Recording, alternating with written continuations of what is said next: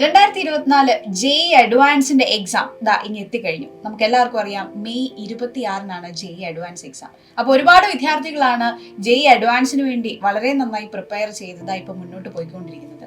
So അവർക്ക് വേണ്ടിയിട്ട് ഒരു സ്പെഷ്യൽ എപ്പിസോഡാണ് ഇന്ന് നമ്മൾ പോകുന്നത്. JEE അഡ്വാൻസിന് ഇപ്പൊ നന്നായിട്ട് പ്രിപ്പയർ ചെയ്യുന്ന വിദ്യാർത്ഥികൾ തീർച്ചയായിട്ടും അവർക്കൊരു ആഗ്രഹം ഉണ്ടായിരിക്കും, എങ്ങനെയായിരിക്കണം JEE അഡ്വാൻസിന് പ്രിപ്പയർ ചെയ്യേണ്ടത്, അല്ലെങ്കിൽ എങ്ങനെ പ്രിപ്പയർ ചെയ്താലാണ് അവർക്ക് നന്നായിട്ട് സ്കോർ ചെയ്യാൻ സാധിക്കുന്നത് എന്നൊക്കെ ഒരുപാട് കാര്യങ്ങൾ അവർക്ക് അറിയാൻ ആഗ്രഹമുണ്ടാവും. സോ അത് പറഞ്ഞു തരാൻ ഏറ്റവും ആപ്റ്റ് ആയിട്ടുള്ള രണ്ട് വ്യക്തികളാണ് ഇപ്പോൾ നമ്മുടെ അടുത്തിരിക്കുന്നത്.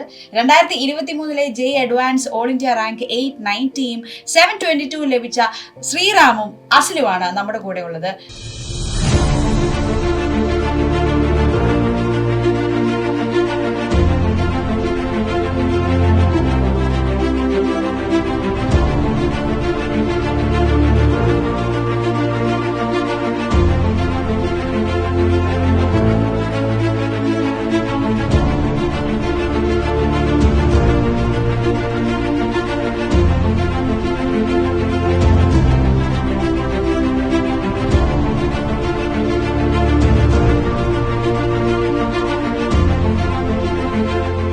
സോ രണ്ടുപേർക്കും വെൽക്കം. നമുക്കറിയാം 2023 നമ്മുടെ റാങ്ക് പട്ടികയിൽ നിറഞ്ഞു നിന്ന രണ്ടു പേരായിരുന്നു ശ്രീറാമും അതുപോലെ തന്നെ അസിലും. സോ ഇവരുടെ IIT മദ്രാസിലാണ് ശ്രീറാം ഇപ്പോൾ ജോയിൻ ചെയ്തിരിക്കുന്നത്. അതുപോലെ തന്നെ അസിൽ IIT ബോംബെയിലാണ് ജോയിൻ ചെയ്തിരിക്കുന്നത്. രണ്ട് ടോപ്പ് IITസിൽ തന്നെയാണ് ഇവർ കയറി പറ്റിയിരിക്കുന്നത്. സോ ഫസ്റ്റ് ഇയർ ഒക്കെ കഴിഞ്ഞ് അവർ തിരിച്ചു വന്നിരിക്കുകയാണ് ബ്രില്യൻറ്റിലേക്ക് നമ്മളെല്ലാവരും കാണുന്നതിനായിട്ട്. ഇനി JEE അഡ്വാൻസിന് വേണ്ടിയിട്ടുള്ള നമ്മുടെ പ്രിപ്പറേഷൻ നടത്തുന്ന കുട്ടികൾക്ക് ഏറ്റവും ഹെൽപ്ഫുൾ ആയിട്ടുള്ള കുറച്ച് ടിപ്സ് ആയിട്ടായിരിക്കും ഇവർ ഇന്ന് സംസാരിക്കാൻ പോകുന്നത്. സോ ശ്രീറാം IIT മദ്രാസിലാണ് ജോയിൻ ചെയ്തിരിക്കുന്നത് അല്ലേ? അവിടെ ഏത് കോഴ്സാണ്? ഞാനിപ്പോ 4 ഇയർ BTech ഇലക്ട്രിക്കൽ എഞ്ചിനീയറിംഗ് ആണ് ചെയ്യുന്നത് IIT മദ്രാസിൽ. അതുപോലെ തന്നെ അസിൽ IIT ബോംബെയിലാണ്. അവിടെ ഏത് കോഴ്സാണ്? ഞാനിവിടെ 4 ഇയർ BTech എഞ്ചിനീയറിംഗ് ഫിസിക്സ് ആണ് എടുത്തത്. Engineering physics. ഓക്കെ. അപ്പം നിങ്ങൾ രണ്ടുപേരും JEE അഡ്വാൻസ് എഴുതി നല്ല റാങ്ക് മേടിച്ച ആളുകളുമാണ് അല്ലേ? അപ്പം നമ്മുടെ കുട്ടികൾ ഇപ്പോൾ കുറേ പേര് JEE അഡ്വാൻസിനെ എങ്ങനെ നേരിടണം? കാര്യം JEE മെയിൻ വെച്ച് നോക്കുമ്പോൾ വളരെ ഡിഫറെൻ്റ് ആണ് JEE അഡ്വാൻസ് എന്ന് പറയുന്നത് അല്ലേ? കംപ്ലീറ്റ്ലി എൻ്റയർലി ഡിഫറെൻറ്റ് സംഭവമാണ് JEE അഡ്വാൻസ് എന്ന് പറയുന്നത്. അപ്പം നിങ്ങളുടെ ഒരു എക്സ്പീരിയൻസിൽ നിങ്ങൾ ഒന്ന് എഴുതി നല്ല ടോപ്പ് റാങ്ക് മേടിച്ച നിലയിൽ നിങ്ങളുടെ ഒരു എക്സ്പീരിയൻസ് എന്തായിരുന്നു JEE അഡ്വാൻസിൻ്റെ? ശ്രീറാം പറയും. ഇപ്പോൾ JEE വെച്ച് നോക്കുമ്പോൾ JEE അഡ്വാൻസ് എന്ന് പറഞ്ഞാൽ വളരെ ഡിഫറെൻ്റ് ആയിട്ടുള്ള എക്സാമാണ്. JEE നമുക്ക് കൃത്യമായിട്ട് പാറ്റേൺ അറിയാം. ഇപ്പോൾ +4 -1 ആണ് മാർക്കിംഗ് സ്കീം. നമുക്ക് സിംഗിൾ കറക്റ്റും ഉണ്ട്, ഇൻറ്റീജറും ഉണ്ട്. 75 ക്വസ്റ്റ്യൻസ് ആണ്. നമുക്കതെല്ലാം കൃത്യമായിട്ട് നമുക്കറിയാം. പക്ഷേ JEE അഡ്വാൻസ് സംബന്ധിച്ചെന്ന് പറഞ്ഞാൽ പേപ്പർ പാറ്റേൺ വളരെ അൺപ്രഡിക്റ്റബിൾ ആണ്. നമുക്കൊന്നും ഫിക്സ്ഡ് അല്ല. നമുക്ക് അവിടെ എക്സാം ഹാളിൽ കയറി ചെന്നാലേ നമുക്ക് മനസ്സിലാവും എന്താണ് അവരുടെ പാറ്റേൺ, എന്താണ് ഈ വർഷം അവരുടെ പ്ലാൻ ചെയ്തേക്കുന്നത്. അപ്പോൾ നമ്മൾ should be ready for anything എന്ന് പറഞ്ഞ പോലെ അവിടെ ചെന്നിട്ട് വേണം നമ്മൾ തീരുമാനം എടുക്കാൻ. എങ്ങനെയായിരിക്കണം നമ്മളുടെ കുറേയൊക്കെ ഡിസിഷൻസ് അവിടെ ചെന്നിട്ടാണ് നമ്മൾ എടുക്കേണ്ടത്. കുറേയൊക്കെ പ്രീ പ്ലാൻ ചെയ്ത് നമുക്ക് പോകാൻ പറ്റില്ല. ഒരുപക്ഷെ സബ്ജക്ട് വൈസ് ഓർഡർ നമ്മൾ ഏതാണ് അറ്റംപ്റ്റ് ചെയ്യണം, ഇപ്പോൾ ഫിസിക്സ് ആദ്യം ചെയ്യണോ കെമിസ്ട്രി ആദ്യം ചെയ്യണോ ഒക്കെ നമുക്ക് റഫ് ഐഡിയ വെച്ച് പോകാമെന്നല്ലാതെ നമുക്ക് ഒരു സോളിഡ് ആയിട്ട് ഓക്കെ ഞാൻ ഇതാണ് ചെയ്യാൻ പോകുന്നത് നമുക്ക് പറയാൻ പറ്റില്ല. നമുക്ക് പ്ലാൻ ചെയ്ത് പോകുന്നതിൽ മീനിങ് ഇല്ല. കാരണം ഏത് വർഷമാണ് ഡിഫിക്കൽട്ടി ഏത് സബ്ജക്റ്റിന് അവർ ഓൾട്ടർ ചെയ്യാൻ പോകുന്നത്. ഒരു പക്ഷേ വരാൻ പോകുന്ന വർഷത്തിൽ ഇപ്പോൾ മാത്സ് എളുപ്പമാക്കി ഫിസിക്സ് ടഫാണ്. പൊതുവേ മാത്സാണ് ജനറലി മാത്സ് ഇത്തിരി ടഫർ സൈഡ് വരുമെങ്കിലും അവർക്ക് എങ്ങനെ വേണമെങ്കിലും മാറ്റാം. സോ നമ്മൾ എല്ലാത്തിനും ഒന്ന് റെഡി ആവുന്ന രീതിയിലൊരു ഇത്തിരി ഓപ്പൺ മൈൻഡ് സെറ്റിൽ വേണം നമ്മൾ അവിടെ പോകാൻ. പിന്നെ അവിടെ ചെന്നിട്ട് നമ്മൾ ഓക്കെ ഇതാണ് എൻ്റെ മുന്നിലുള്ള പ്രോബ്ലം, ഇപ്പോൾ ഇതാണ് സിറ്റുവേഷൻ, ഇതിനനുസരിച്ച് വേണം ഞാൻ അടുത്ത 3 hours അല്ലെങ്കിൽ അടുത്ത 6 hours പ്ലാൻ ചെയ്തിട്ട് അവിടെയാണ് നമ്മൾ കൂടുതൽ കുറച്ചും കൂടി എനിക്ക് പ്ലാൻ ചെയ്യണം. എനിക്ക് തോന്നുന്നത് കുറേയൊക്കെ പ്രീ പ്ലാൻ ചെയ്തത് എഫക്റ്റീവ് ആവുമെന്ന് എനിക്ക് തോന്നുന്നില്ല. കാരണം അൺപ്രഡിക്റ്റബിലിറ്റി അതിൻ്റെ ഒരു മെയിൻ ഫീച്ചറാണ്. അപ്പോൾ നമ്മൾ സർപ്രൈസസിനും റെഡി ആവണം. സോ പാറ്റേൺ എങ്ങനെ വേണമെങ്കിൽ അവർക്ക് പിന്നെ ഇപ്പോൾ എക്സാം വൈസ് ആണെങ്കിൽ ഇപ്പോൾ JEE എന്ന് പറഞ്ഞാൽ ആക്യുറസി വളരെ ഇമ്പോർട്ടൻ്റ് ആണ്. കാരണം അറിയാം നമുക്ക് JEE അഡ്വാൻസ് വെച്ച് നോക്കുമ്പോൾ എത്ര ഒരു ഈസി ലെവൽ എക്സാമാണ്. അപ്പോൾ നമ്മൾ സില്ലി മിസ്റ്റേക്സ് ഒക്കെ വരുത്തിക്കാൻ നമ്മൾ ഭയങ്കരമായിട്ട് ഇമ്പാക്ട് ചെയ്യും. അപ്പോൾ നമ്മൾ ആക്യുറസി ഫോക്കസ്ഡ് ആണ്. അതുപോലെ നമ്മുടെ ടോപ്പിക് റേഞ്ച് കവർ ചെയ്യുമ്പോൾ കുറേ ടോപ്പിക്സ് കവർ ചെയ്യുക, ബേസിക്സ് എല്ലാം കവർ ചെയ്യുക എന്നുള്ളതാണ് JEE പെർസ്പെക്റ്റീവ്. പക്ഷേ JEE അഡ്വാൻസ് എന്ന് പറയുമ്പോൾ പഠിക്കുന്ന ടോപ്പിക്ക് ശരിക്കും നിങ്ങൾ ഇൻഡെപ്റ്റ് ആയിട്ട് കുറേ ആ ഒരു ടോപ്പിക്ക് സ്ട്രോങ് ആക്കി കഴിഞ്ഞാൽ നിങ്ങൾക്ക് അതിനെ മാർക്സ് ആയിട്ട് കൺവേർട്ട് ചെയ്യാൻ പറ്റും. ഇപ്പോൾ കുറേ ടോപ്പിക്കിനെ ബേസിക് മാത്രം അറിഞ്ഞുകൊണ്ട് ഇൻഡെപ്റ്റ് ആയിട്ടുള്ള അണ്ടർസ്റ്റാൻഡിങ് ഇല്ലെങ്കിൽ നിങ്ങൾക്ക് അഡ്വാൻസിൽ സ്കോർ ചെയ്യാൻ പറ്റില്ല. അപ്പോൾ നിങ്ങൾക്ക് ഓൾറെഡി സ്ട്രോങ് ആയ ടോപ്പിക്സ് നിങ്ങൾ കൂടുതൽ റിവൈസ് ചെയ്യുക, അതിനെ ഇനി സ്ട്രോങ് ആക്കുക എന്ന് നിങ്ങൾ ഫോക്കസ് ചെയ്യുക.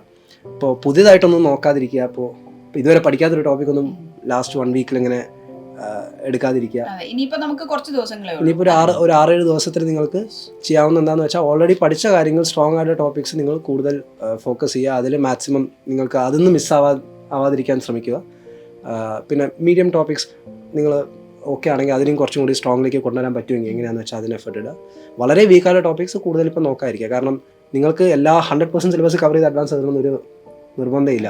പഠിച്ച ടോപ്പിക്ക് മാത്രം വൃത്തിക്ക് എഴുതി കഴിഞ്ഞാൽ തന്നെ നല്ല സ്കോർ എല്ലാവർക്കും കിട്ടും. ഓക്കെ.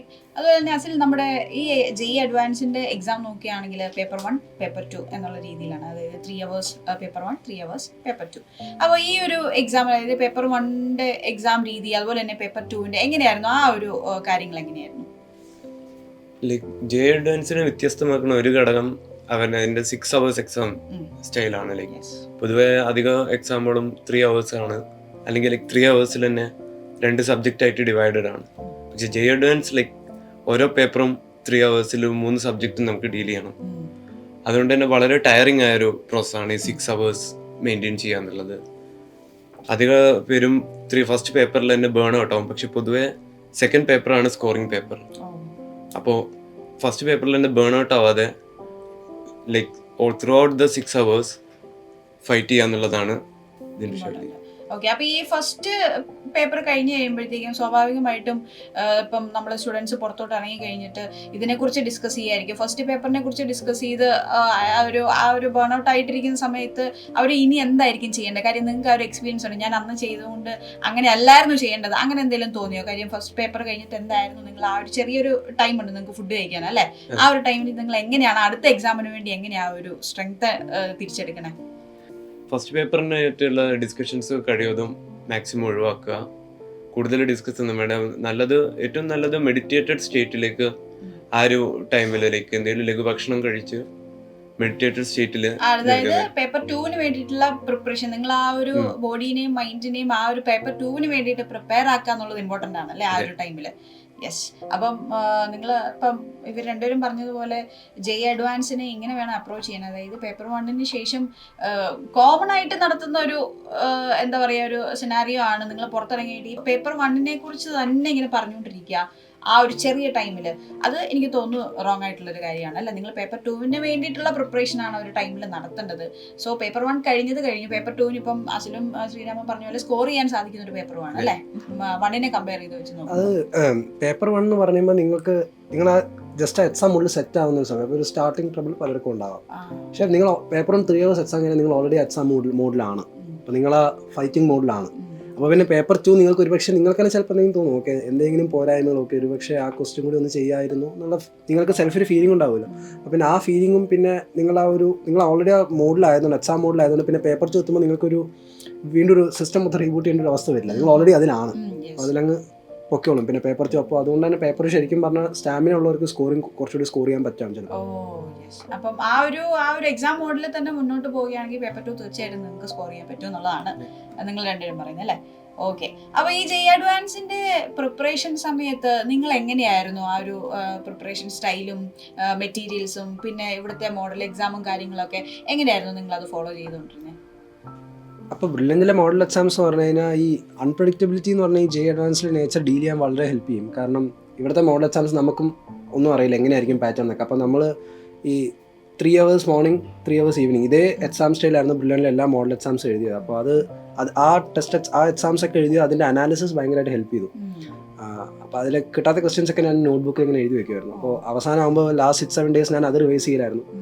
അപ്പോൾ നിങ്ങൾക്ക് ഏകദേശം ഒരു പാസ്റ്റ് 1 year നിങ്ങൾ ചെയ്ത മിസ്റ്റേക്സിൻ്റെ ഒക്കെ ഒരു അനാലിസിസ് മൊത്തം ഒരു നോട്ട്ബുക്കിൽ ചുരുങ്ങിയിട്ടുണ്ട്. അപ്പോൾ നിങ്ങളുടെ വീക്ക്നെസ്സസിൻ്റെ ഒരു കളക്ഷനാണത്.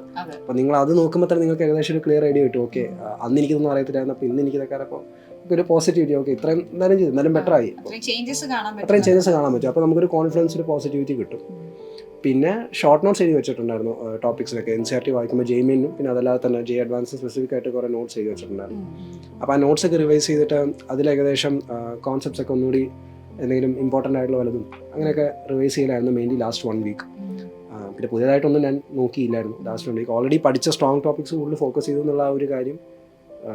പിന്നെ മെൻ്റലി കാം ആവുക എന്നുള്ള ഒരു സ്ട്രെസ്സും ടെൻഷനൊക്കെ മാനേജ് ചെയ്യുക. അപ്പോൾ അതൊക്കെയായിരുന്നു ലാസ്റ്റ് 1 weekൻ്റെ ഒരു നോക്കി. ഓക്കെ. അസലിന് എങ്ങനെയായിരുന്നു ഈ ഒരു ടൈമിൽ കാര്യം പ്രിപ്പറേഷൻ ഒക്കെ പോയിക്കൊണ്ടിരുന്നത്? കാര്യം JEE അഡ്വാൻസിന്റെ ഈ ഒരു പേപ്പർ 1 പേപ്പർ 2 പാറ്റേൺ എന്ന് പറയുന്നത് നമുക്ക് പ്രാക്ടീസ് കുറെ ആയി കഴിയുമ്പോൾ തന്നെ കുറെയൊക്കെ നമുക്ക് ആ ഒരു പാറ്റേണിലേക്ക് കയറാൻ പറ്റും അല്ലേ. അപ്പോൾ ഈ മോഡൽ എക്സാമും കാര്യങ്ങളും അങ്ങനെയൊക്കെ ഉള്ളത് അസലിന് ഹെൽപ്ഫുൾ ആയിരുന്നു. എങ്ങനെയായിരുന്നു ആ ഒരു എക്സ്പീരിയൻസ്? ലൈക്ക് ലാസ്റ്റ് 1 വീക്ക് ഞാൻ മെയിൻലി മോഡൽ എക്സാംസിലായിരുന്നു കൂടുതലും കോൺസെൻട്രേറ്റ് ചെയ്ത്. ലൈക്ക് ആ ഒരു ഷെഡ്യൂൾ പ്രോപ്പറായിട്ട് മെയിൻറ്റെയിൻ ചെയ്യുക. പിന്നെ ലൈക്ക് ബാക്കിയുള്ള ടൈം ഇതിൻ്റെ അനാലിസിസും പിന്നെ ഷോർട്ട് നോട്ട്സ് ഉണ്ടാക്കിയിരുന്നു. അത് വെച്ചിട്ട് റിവിഷനുമായിരുന്നു. ഇപ്പം ശ്രീറാം പറഞ്ഞ മാതിരി തന്നെ ലൈക്ക് സ്ട്രോങ്ങർ ടോപ്പിക്സിലായിരുന്നു focus, full stronger and scoring topics. ബാക്കി ലൈക്ക് വീക്കർ ടോപ്പിക്സ് അവിടെ ലൈക്ക് നമുക്ക് സൈഡ് ലൈൻ ചെയ്യാൻ അഫോർഡ് ചെയ്യാം. നമുക്ക് അഡ്വാൻസിൽ ഈസി ടു മോഡറേറ്റ് ക്വസ്റ്റ്യൻസ് തന്നെ മാർക്കാക്കി കഴിഞ്ഞാൽ നല്ല റാങ്ക് കിട്ടും. ലൈക്ക് ഹാർഡർ ക്വസ്റ്റ്യൻ ലൈക്ക് പറ്റുമെങ്കിൽ 1-2 ചെയ്താൽ മതി. അങ്ങനെ നോക്കിയാൽ ഒരു നല്ല സ്കോറിലേക്ക് എത്താൻ പറ്റി അല്ലേ. ഇപ്പം മെയ് 26 ആണ് നമ്മുടെ JEE അഡ്വാൻസ് 2024 അല്ലേ. അപ്പോൾ ഒരു സ്റ്റുഡൻറ്റ് ഇപ്പം മെയ് 26 സൺഡേ നമ്മൾ ആ ഒരു എക്സാം സെൻറ്ററിലേക്ക് ചെന്നു. അപ്പോൾ അതിന് മുന്നേ റിപ്പോർട്ടിംഗ് ടൈം ഉണ്ട്, അങ്ങനെയുള്ള കുറച്ച് കാര്യങ്ങളൊക്കെ ഉണ്ടല്ലോ. അപ്പോൾ അവിടെ തൊട്ട് നോക്കുകയാണെങ്കിൽ എങ്ങനെയായിരിക്കും ആ ഒരു പ്രോസസ്സും കാര്യങ്ങളൊക്കെ? ശരിക്കും ഇതിൻ്റെ സ്റ്റാർട്ടിംഗ് എന്ന് പറഞ്ഞാൽ അതിൻ്റെ തലേദിവസം മുതലാണ്.